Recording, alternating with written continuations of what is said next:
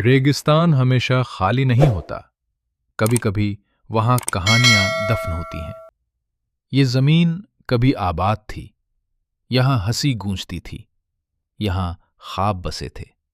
मगर वक्त ने सब कुछ रेत में छुपा दिया। इमारतें गिर गईं, लोग हार गए, उम्मीद खत्म हो गई और फिर सिर्फ खामोशी रह गई। इस वसी सुनहरी सहरा में एक दरख्त खड़ा है, सूखा हुआ, बेजान, जैसे किसी ने उसे भुला दिया हो। मगर हकीकत यह है कि वो भी कभी सब्ज था। दूर कहीं एक छोटा सा बच्चा चल रहा है, उसके कदम डिगमगा रहे हैं, हवा उसके खिलाफ है, रेत उसके चेहरे पर पड़ रही है, मगर उसकी आंखों में एक चमक है।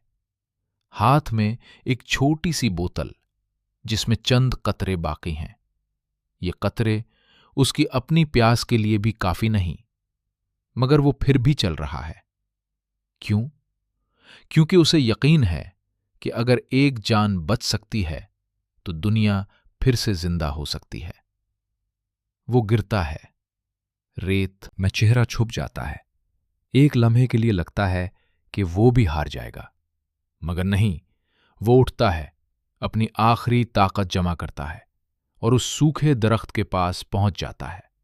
वो जमीन पर बैठता है, अपनी बोतल खोलता है और आखिरी कतरा दरख्त की जड़ में डाल देता है। अब उसके पास कुछ नहीं बचा सिवाय यकीन के। आसमान बदलना शुरू होता है, बादल जमा होने लगते हैं, जमीन खामोशी से सांस लेती है और फिर एक नन्ही सी सब्ज कौंपल रेत को चीर कर बाहर आती है। जिंदगी वापस आ रही है। वो दरख्त जो मुर्दा लग रहा था फिर से जीने लगा है। क्यों? क्योंकि किसी ने हिम्मत नहीं हारी, क्योंकि किसी ने आखिरी कतरा भी कुर्बान कर दिया।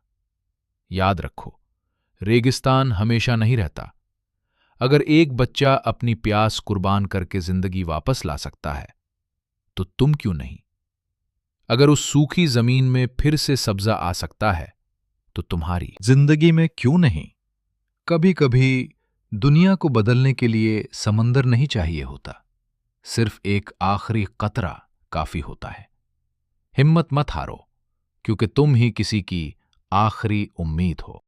अगर ये कहानी आपके दिल को छू गई है तो बराह करम इस पैगाम को आगे पहुंचाने के लिए वीडियो को शेयर करें और ऐसे ही दिल को जगा देने वाले वीडियोस के लिए चैनल को सब्सक्राइब करें।